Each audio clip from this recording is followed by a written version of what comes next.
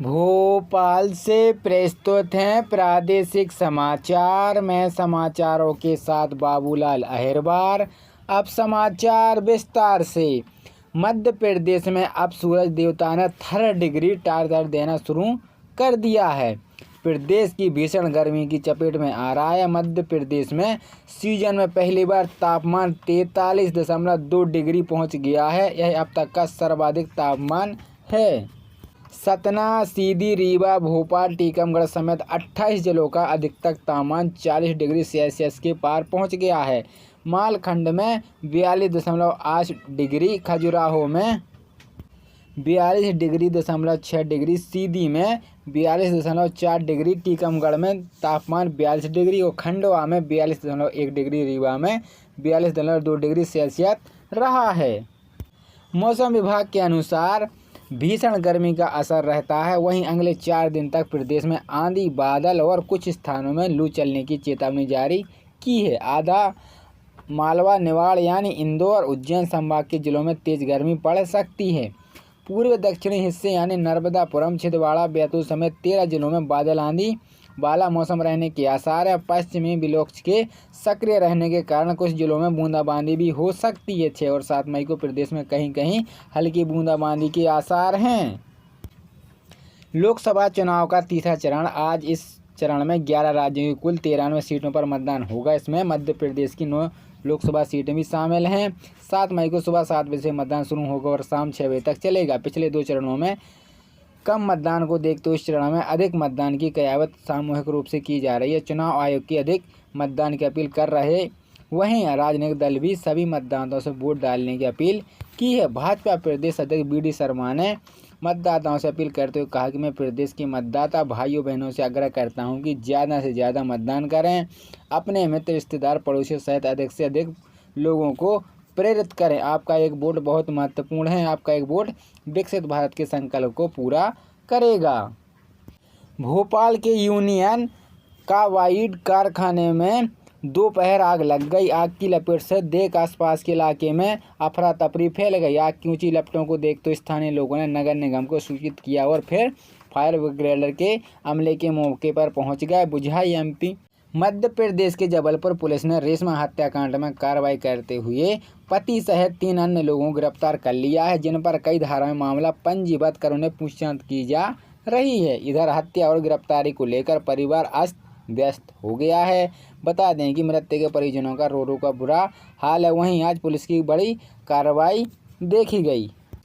मध्य प्रदेश में लोकसभा चुनाव के तीसरे चरण के लिए 7 मई को मतदान होना। इसी बीच मध्य प्रदेश सरकार के सीनियर मंत्री कैलाश विजयवर्गीय ने हरियाणा विधानसभा को लेकर रोचक किस्सा सुनाया है। इंदौर में आयोजित नागरिक अभिनंदन कार्यक्रम में शामिल होने पहुंचे कैबिनेट मंत्री कैलाश विजयवर्गीय ने कहा कि जब मैं हरियाणा का प्रभारी था तब प्रधानमंत्री मोदी ने राज्य की बहुमत की सरकार बनने को लेकर चिंता जाहिर की थी। उन्होंने PM मोदी से फोन हुए सीक्रेट बात भी खुलासा किया है।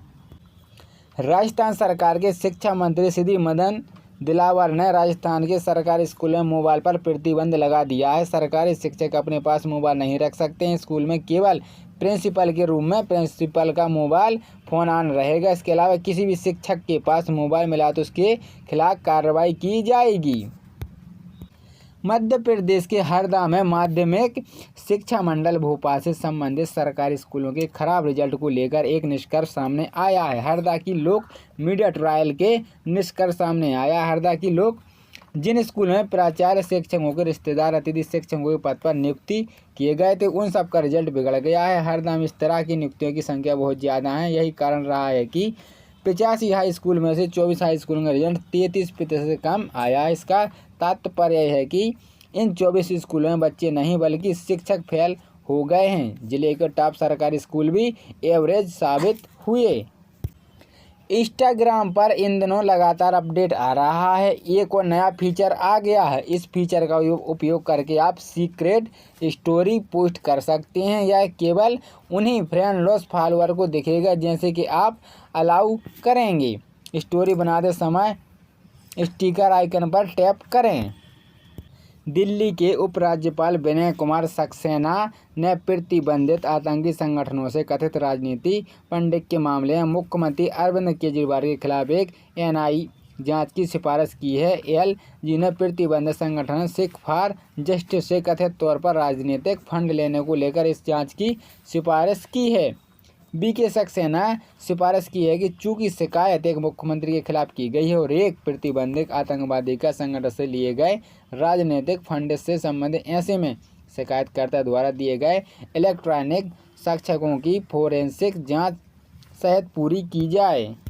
कांग्रेस महासचिव प्रियंका गांधी वाड्रा अमेठी में रायबरेली लोकसभा सीट की कमान अपने हाथ में ले ली है। वहीं सोमवार को शाम दोनों जिला के कार्यकर्ताओं के साथ बैठक कर दोनों लोकसभा सीटों पर चुनाव की रणनीति पर चर्चा करें। कांग्रेस के पूर्व अध्यक्ष प्रियंका के भाई राहुल गांधी रायबरेली सीट के चुनाव मैदान में, जबकि अमेठी से गांधी परिवार के बेहद करीब सहयोगी किशोरी लाल शर्मा को उम्मीदवार बनाया गया है। ये दोनों ही सीटें कांग्रेस का गठन मानी जाती हैं। रायबरेली जिला कांग्रेस के प्रवक्ता पंकज तिवारी ने बताया कि चुनाव प्रचार को गति तेजी के लिए रायबरेली भुईमऊ स्थित गेट हाउस में जिले के पार्टी पदाधिकारियों की बैठक बुलाई है, जिसमें प्रियंका शामिल होंगी। एनसीआर के बाद अब गुजरात के स्कूलों में धमकी भरे ईमेल भेजे गए हैं। जानकारी के मुताबिक अब तक करीब 7 स्कूलों को बम से उड़ाने की धमकी दी गई है। बम निरोधक दस्तेकों को तैनात कर दिया है। दरअसल 1 मई को राजधानी दिल्ली और आसपास के जिलों में 200 से ज़्यादा स्कूलों को बम से उड़ाने की धमकी भेजी गई थी। इससे बड़े पैमाने पर पैनिक की स्थिति बन गई है। ऐसे में इस घटना के महज 4 दिन बाद दोबारा एक साथ कई स्कूलों को धमकी भरे ईमेल भेजे गए हैं। भारतीय सर्राफा बाजार में 6 मई 2024 को सोना चांदी महंगा हुआ है। महंगा होने के बाद सोने की कीमत 71,000 रुपये प्रति 10 ग्राम के पार है। वहीं चांदी का भाव 80,000 रुपये प्रति किलो से अधिक है। राष्ट्रीय स्तर पर 999 शुद्ध वाले 24 कैरेट के 10 ग्राम सोने की कीमत 71,621 रुपये है, जबकि 999 शुद्ध वाली चांदी सिल्वर की कीमत 80,965 रुपये है। India Boolean and jeweller association के मुताबिक शुक्रवार की शाम को 24 कैरेट का शुद्ध सोना 71,191 रुपये प्रति 10 ग्राम था, जो आज सुबह 71,621 रुपये पर आ गया। इसी तरह शुद्धता के आधार पर सोना और चांदी महंगे हुए हैं। कर्मचारियों को एक अपराध के लिए 2 दंड, न्याय सिद्धांत के खिलाफ। 5वीं कक्षा में छोटी सी गलती पर टीचर ने बेंत से पीटा। भारतीय के मुख्य न्यायाधीश DBI चंद्रचूड़ ने बताया, अपने स्कूलों का न भूलने वाला किस्सा, बच्चों से जैसा व्यवहार करेंगे वह उसे नहीं भूल सकते हैं।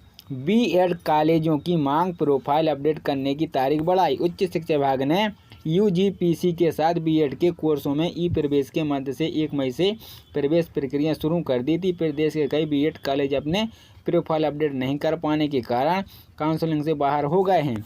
इस कॉलेज को प्रोफाइल अपडेट करने की तारीख बढ़ाने की मांग की है। B.Ed कोर्स में प्रवेश के रजिस्ट्रेशन की प्रक्रिया जारी है। पहले मुख्य राउंड के रजिस्टर 9 मई तक होंगे।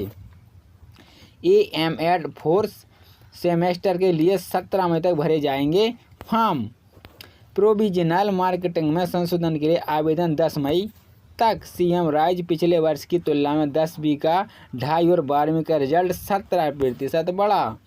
NBE ने नीट का पैटर्न बदला, अब तैयारी के लिए मिलेगा कम समय।